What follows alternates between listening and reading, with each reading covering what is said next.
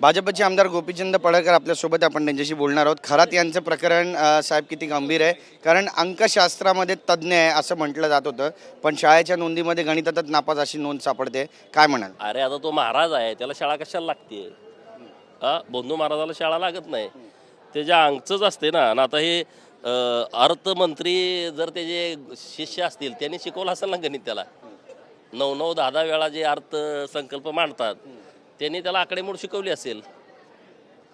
त्यामुळे त्याच्यावर शंका घ्यायची नसते. ते महाराज आहेत, त्याच्यावर शंका घेऊ नका तुम्ही. काल पण आपण पाहिलं की त्याच्या गाडीवर पण हल्ला करण्याचा प्रयत्न झाला. जनक्षोभ वाढत चाललेला आहे आणि त्यासोबतच ठोकूनच काढला पाहिजे अशोक खराताला. लोकांच्या मनामध्ये प्रचंड रोष आहे. गर्भवती महिलांच्यावरती अन्याय अत्याचार, माणूस आहे का तो? नवऱ्याला बाहेर बसवतोय ना आत महिलांच्यावरती अन्याय अत्याचार करतोय, गर्भपात करायला लावतोय. असे अनेक प्रकरणं घडले, लोकांच्या मध्ये रोष होणारच ना. नाही, पण 2018चं एक प्रकरण समोर येतं ज्यामध्ये महायुती सरकारनं 1.5 कोटीचा निधी त्याला ईशान्येश्वर मंदिरासाठी दिला अशी पण माहिती समोर येते. मग तिला काय झालं त्यात? मंत्री जेव्हा निधी वाटप करतात त्याची पद्धत काय आहे महाराष्ट्राची? पर्यटन विभागाला 3-4 हजार कोटीचा निधी वाटायला दिलेला असतो, ते आमदाराला देतात ना. माझ्या मतदारसंघामध्ये किती निधी द्यायचा, मला इकडून निरोप येतो 5 कोटी 10 कोटी तुम्हाला निधी द्यायचा आहे, मी मंदिरं सुचवतो. तसं कोणीतरी मंदिर सुचवलं असेल, त्यात मंत्र्याचं काय? मेहरबानी केली अशी पण टीका होते. नेत्यांचे फोटो समोर येत आहेत. मंत्र्याचा निधी वाटपामध्ये कुठल्या प्रक्रियेमध्ये दोष नाही. हे काय पर्यटन एकच काढली का ऑर्डर? जशी जयंत पाटलांनी 40 किलोमीटरची एकच ऑर्डर काढली, त्यांना माहीत होतं नाही एका व्यक्तीचा आहे. त्या मतदारसंघामध्ये पर्यटनमधली अनेक कामं झाली असतील. आता गेल्या वर्षी 400 मंदिरं तीर्थक्षेत्र मध्ये दिलेले आहेत. पुण्यश्लोक अहिल्यादेवी तीर्थक्षेत्र विकास आराखडा 400 मंदिरं दिलेत. काय मंत्री बघायला गेले तर कुठल्या मंदिराला दिले? आता त्यात काय काय असं होतं, कुठं तरी एखाद्या पिरालाच देते, वादंग उठतच ना येतं. त्यामुळे मंत्र्याचा निधी वाटपामध्ये काय विषय नाही. बरेचसे अधिकारी आहेत ज्यांचे त्यांच्याशी संबंध होते, काही आर्थिक संबंध पण होते, जमिनीचे व्यवहार होते. त्या अभिजित पाटील आहेत, त्यांची पदनियुक्ती जी आहे, प्रतिनियुक्ती SRA मधली, ती रद्द करण्यात आलेली आहे. सगळ्यांवर कठोर कारवाई करणार सरकार आता. केलंच पाहिजे. पहिल्यांदा या अशोक खराताला झोडपून काढलाय आता पोलिसांनी चांगला. त्याला एकदम फाशीची शिक्षा दिली पाहिजे, त्याच्यावरती कठोर कारवाई केली पाहिजे. कारण हिंदू धर्माला बदनाम करण्याचं पाप तो करतोय. छत्रपती शिवाजी महाराजांचे हे राज्य आहे, संत तुकाराम, संत ज्ञानेश्वरांची परंपरा, वारकऱ्यांची परंपरा जोपासणारं आपलं हे राज्य आहे. विठोबा, बिरोबा, खंडोबा ही आमची कुलदैवत आहेत. ही परंपरा मानणारी लोक आहोत. बोंधुगिरीला इथं स्थान नाही आहे. त्यामुळे बोंधुगिरी करणारे अशोक खराताला पहिलं झोडपून काढलंय आता पोलिसांनी चांगलं. त्याच्यावर कठोर कारवाई होईल. परंतु जे कुणी त्यांच्यासोबत असतील आणि जे तपासात निष्पन्न होतील त्यांच्यावरती कारवाई करण्याचे आदेश माननीय मुख्यमंत्री महोदयांनी दिलेत. त्यात काय एवढं? नक्कीच, पण कठोरातली कठोर शिक्षा होईल, कारण जनक्षोभ जो आहे तो वाढत चाललेला आहे. की होणार, त्याला आता यातनं सुट्टीच नाही हो. ह्यानं एवढं कांडच तसं केलंय, किंवा बाहेरच येऊ शकत नाही.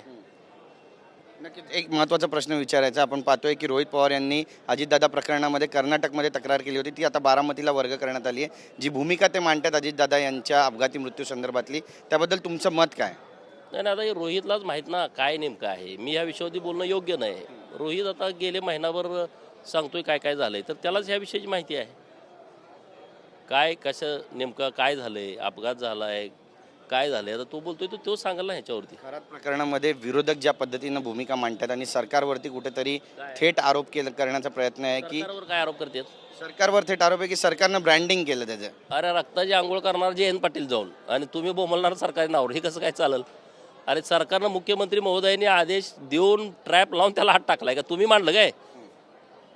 महिन्याभराचं अधिवेशन आहे, तुम्ही हे मांडायला पाहिजे ना विषय, खराताचा विषय. रक्ताची आंघोळ केली हा मोठा आरोप तुमच्या. आरोप नाही, खरं आहे. चौकशी करा.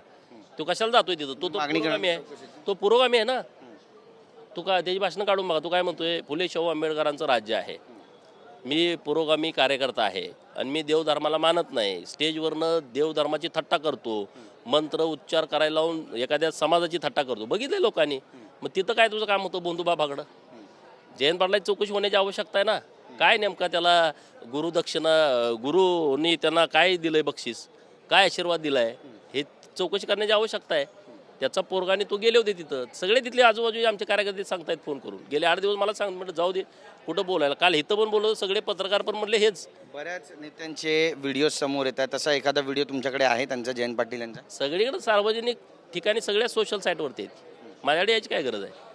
सगळ्या सार्वजनिक ठिकाणी आहे. तो ईश्वरपूरला पण आला होता, 2 दिवस तिथंही पूजा केली आहे त्यानं घरी त्यांच्या.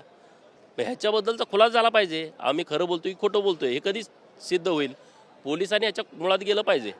नक्कीच. पण मग ते आरोप करतील की तुमचं जुनं वैमनस्य आहे राजकीय, त्याच्यामुळे तुम्ही हे आरोप करता. तर मग एडिट करून फोटो टाकलाय काय मनुष्य आहे आमचं? खरात बाबाडा कशाला गेलता? काय प्राशन करायला गेलता? काय प्राशन करायला गेलता खरात बाबाकडं? कुठला प्रयोग केलाय जयंत पाटलावर? पोराचं करिअर करायला तिथं त्यांनी पूजा घातल्या. मग कसलं करिअर आहे ते पुढं आलं पाहिजे ना. तो का बोलत नाही? समोरून बोललं पाहिजे ना त्याने ह्या विषयावरती. मी काय विरोधक म्हणून बोलत नाही. माझा प्रश्न काय आहे, हा पुरोगामी आहे. मग हा बोंधू बाबाकडे गेला काय? बस बाकी सोडून द्या तुम्ही. बोंधू बाबाकडे जायची गरज काय? आणि ह्याच्या घरी रोज पूजा पाठ होते रोज.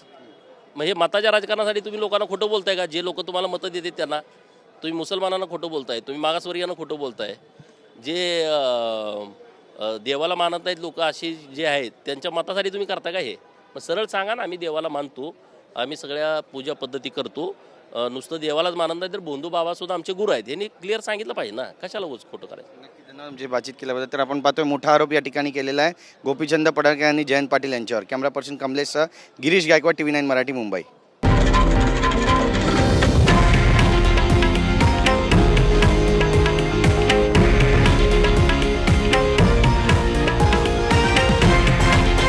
हे आहे देशातील नंबर 1 न्यूज नेटवर्क आणि आपण पाहत आहात TV9 मराठी, एकमेव.